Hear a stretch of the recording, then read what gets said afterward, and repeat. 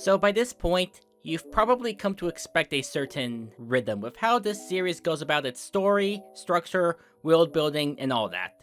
But then comes Season 3 to throw quite a massive curveball. By production of this, I suppose the team knew SCI was going to be hosted on HBO Max, because instead of just giving us more of the same again, they decided to make this batch consist of 3 multi-episode arcs. At the time, it was not unheard of for Cartoon Network shows to do this, with Adventure Time, Steven Universe, and Teen Titans Go of all shows repeatedly getting this treatment.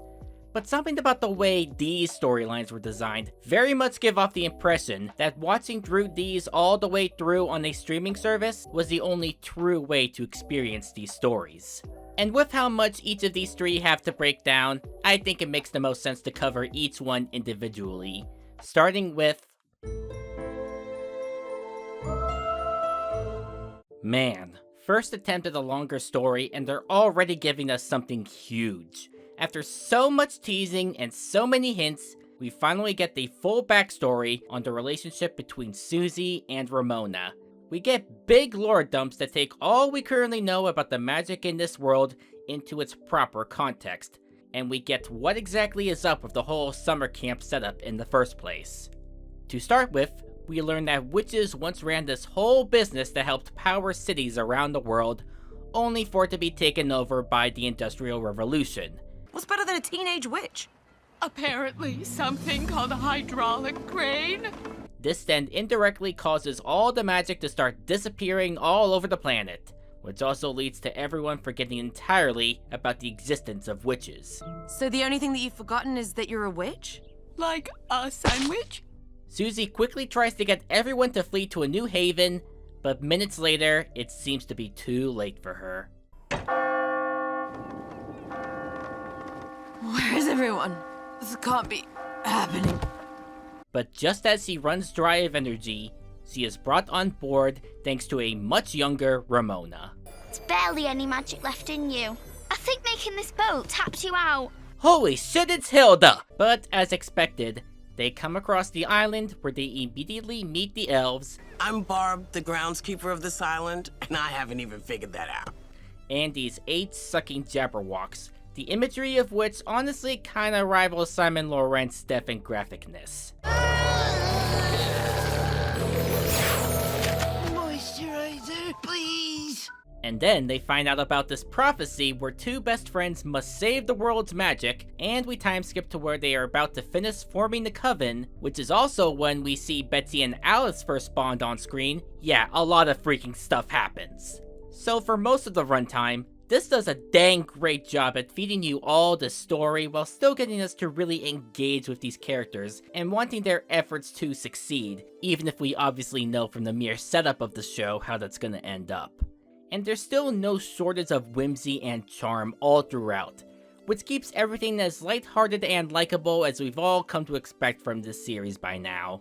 It keeps a solid pace all throughout, having all this action mixed with some slower moments that feel earned. But then, the relationship starts to become downright heartbreaking, as it's revealed that Ramona must be kept in frozen time while the Coven restores the magic. The one for whom time stands still must stay and live in the present. The one for whom time continues must live to stay present in frozen time. Yeah, some of these plot points definitely feel a bit pulled out of thin air, but it does lead to a very emotional scene where everyone is saying goodbye to the old witch. Even though we haven't seen her and Susie bond for very long, just the lengths she'll go and the way they have been written together up until now really puts everything we've seen about this character in a whole new perspective.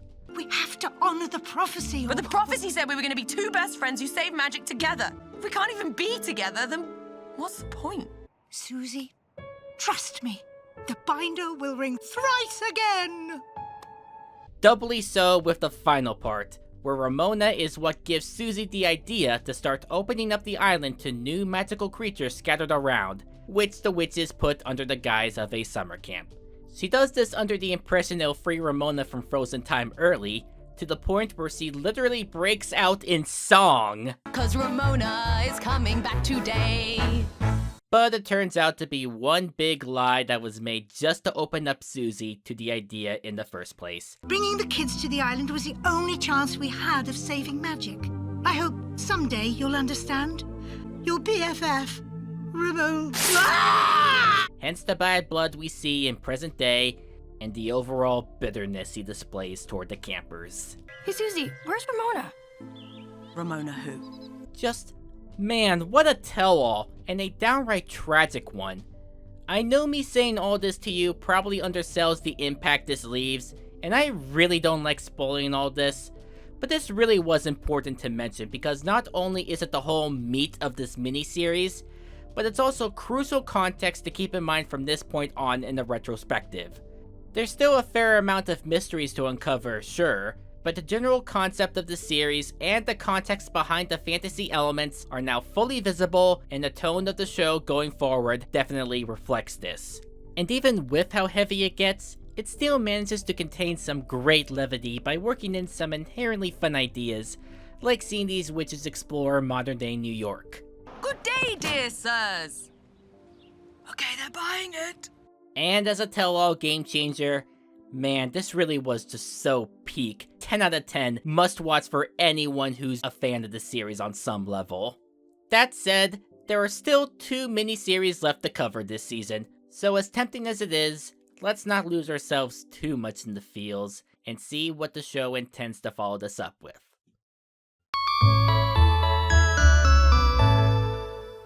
After that big drama bomb, it only made sense to follow it up with some of the most lovable, happy characters of the whole show. Unfortunately, there's not much of a structure going on here. There is, I guess, a narrative. The 2 lovebirds have a little vacation and leave Hedgehog in charge while they're gone.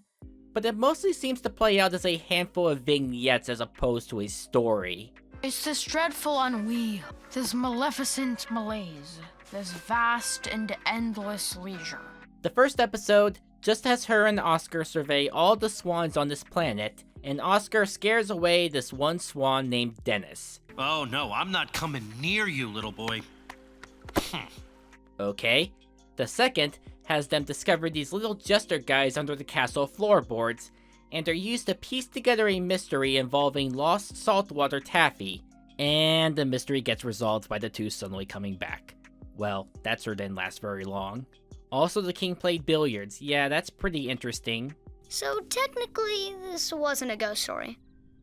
I think it still was.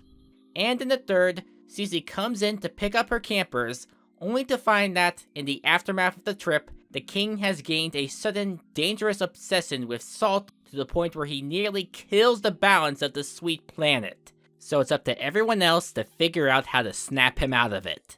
Yeah, baby. Give me that good salt. Yeah, there's very little reason for this to even be a miniseries in the first place. You probably could have just made these 3 standalone episodes and it'd work about as well.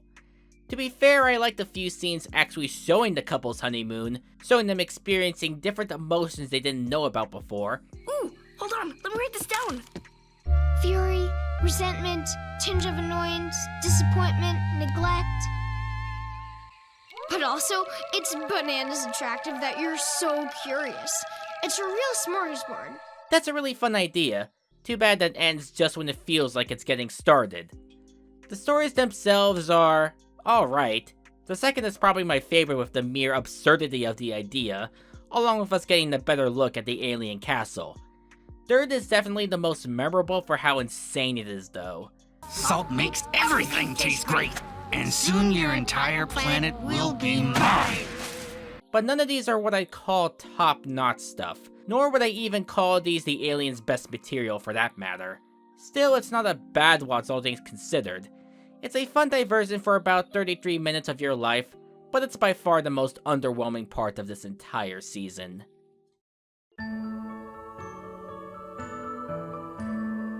Yeti Confetti is a nice middle ground between the 2 arcs we had before, and despite being the longest of them at 5 episodes, doesn't feel like it drags itself out. This is so avant-garde. This one also features some mini-stories to sort of justify the sectioning, but unlike the Alien one, which plays itself too loosely and felt a little short on time to build a solid framework, this one manages to successfully do that by having each story very cleverly tie into the greater thematic arc of Lucy trying to bond with her Yeti kin during the titular festival, which serves as a constant and effective framing device. It starts out with the Yetis trying to surprise Lucy by declaring her part Yeti, which is something Oscar and Hedgehog found out as part of Susie's backstory. I don't know, she looks pretty regular. That's a Yeti. What? It's kind of a weak misunderstanding plot, but it does pick up more as it goes along. We see Lucy showing off her knowledge by taking care of Yeti pups, or Yums as they're called, even in the face of a self-proclaimed Yum Whisperer. Your pups?